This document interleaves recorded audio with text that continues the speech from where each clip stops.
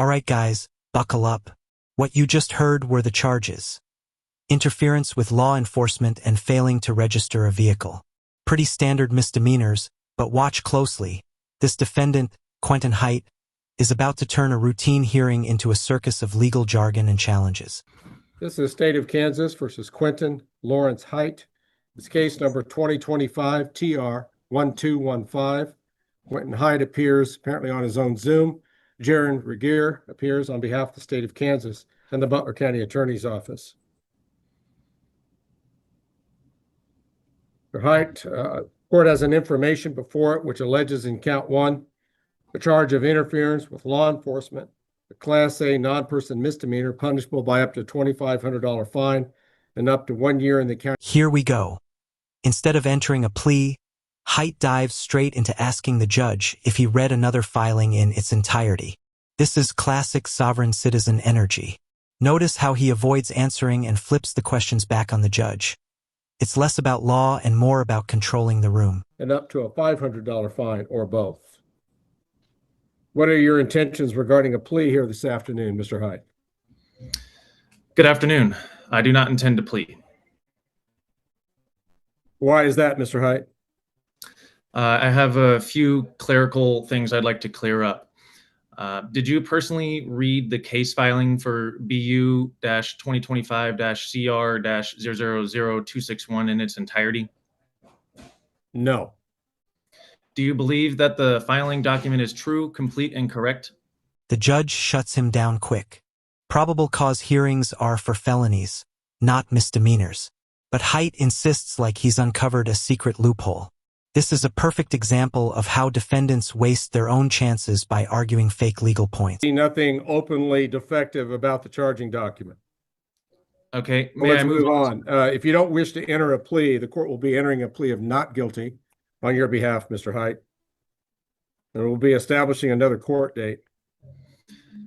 Your Honor, that would not be my preference. I would like to have... Well, I don't care if it's your preference or not. Thank you. I would like to have a probable cause hearing before a plea. You're not entitled to a probable cause hearing. This is a misdemeanor case rather than a felony case. Here's where it gets interesting. Instead of saying, "I'll represent myself," he says, "I'll present myself." That's intentional. Sovereign citizen defendants often twist words, thinking it creates a legal shield. The judge, unfazed, just locks in the fact. He's going pro se, like it or not. Okay, I have challenges that I would like to raise on the record formally for both the case filing and the field case report from the arresting officer. Let me ask you, do you believe that you have the financial resources to hire a lawyer to represent you in this case? I will not be hiring a lawyer. Thank you for asking.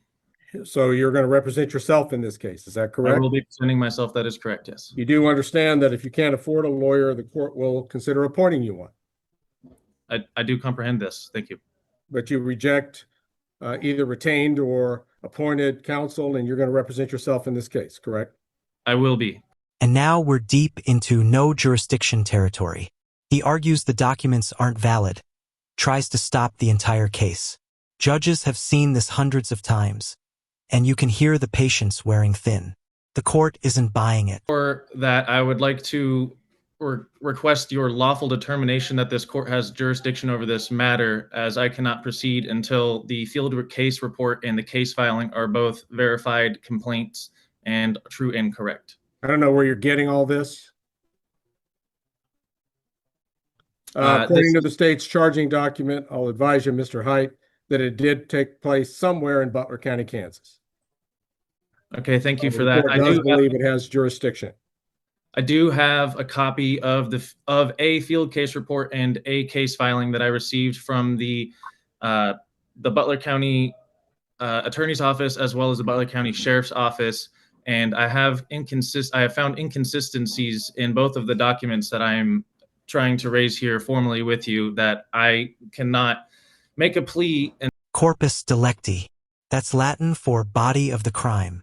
Defendants like Hite love dropping old legal phrases to sound legitimate, but in reality, The case moves forward because prosecutors don't need to prove everything in the first hearing. Additionally, I'd like to let the record show that due to a lack of corpus delicti via verified complaint, jurisdictional defects, and the lack of essential elements to bring a formal complaint and charges against me, I must move for dismissal immediately based on the plaintiff's failure to present all the required elements. That is in regards to the case filing. This part is almost comedic. He asks the judge to personally review every report to make sure his due process rights are safe. On paper, it sounds reasonable, but in context, it's just another stall tactic. Judge, I would also like to ask, will you be reviewing the case filing and field case report in their entirety to ensure that my due process rights are not violated before the arraignment hearing begins? And then comes the kicker. The prosecutor reveals there's another pending case. This is the danger with courtroom games. While Haidt argues about jurisdiction, the reality is piling up. Multiple cases, multiple bonds, more court dates. May I also ask what judge... Just a minute, I'm going to ask the prosecutor. Mr. Ricke, is there anything else that we need to address regarding Quentin Haidt at this time? Not on this particular matter, Your Honor, although per my duty of candor as an officer of the court, I would tell the court that there does appear to be another case involving this same defendant, where it would appear that an appearance bond has been executed for at the end of next month. I'm not sure, given the court's orders today, if the court wishes to address that matter at this time for the purposes of the judicial economy. No. If he has multiple cases, that's the implication. By now, Haidt is still hung up on which judge will preside. It's like he's trying to catch someone slipping. But the judge makes it simple. This judge is hearing the case. Done. Person appearance. Not for that court appearance. Okay. We'll conduct the next appearance by Zoom. Okay. Is there an opportunity to be in person for any proceedings? Yes. Okay. And which proceedings would those be? But what we've established today is the next one will be by Zoom. Now, Okay. if you don't want to appear remotely, you can come to the Butler County Judicial Center and you can participate from that location. You'll be participating by Zoom, but you can participate from the Judicial Center. To make sure that you have the resources available to you to fully participate in the next hearing. So Monday, August 25, 3 o'clock, he's going to represent himself, and the court has approved and maintained him under his previously established bond of $2,000 cash. May I also ask what judge... Just a minute, I'm going to ask the prosecutor. Mr. Ricke, is there anything else that we need to address regarding Quentin Haidt at this time? Not on this particular matter, Your Honor, although per my duty of candor as an officer of the court, I would tell the court that there does appear to be another case involving this same defendant, where it would appear that an appearance bond has been executed for at the end of next month. I'm not sure, given the court's orders today, if the court wishes to address that matter at this time for the purposes of the judicial economy. No. If he has multiple cases, that's the implication of having multiple cases, that he may have multiple court dates. Very good. So let's go ahead and cite for Mr. Haidt, just in case he doesn't have it written down on his calendar somewhere. What is the next scheduled appearance in this other case? Your Honor, the state's information is that in Butler County 25 TR 1215, there appears to be a bond, specifically a cash bond in the amount of $1,000 for an appearance date on July 30th, 2025 at 9 a.m. All right. I'll advise the defendant that he does have a separate appearance requirement in a different case for July 30th at 9 o'clock a.m. I trust that would be in Zoom court with Judge Webster on that date, Mr. Ricke? That would be the state's presumption, Your Honor. Okay, and then of course you've still got your Zoom appearance requirement in this court on Monday, August 25 at 3 o'clock, Mr. Haidt.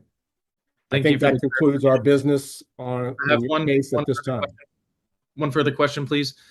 For this matter, the new hearing that you have just set, who is the judge and the court presiding?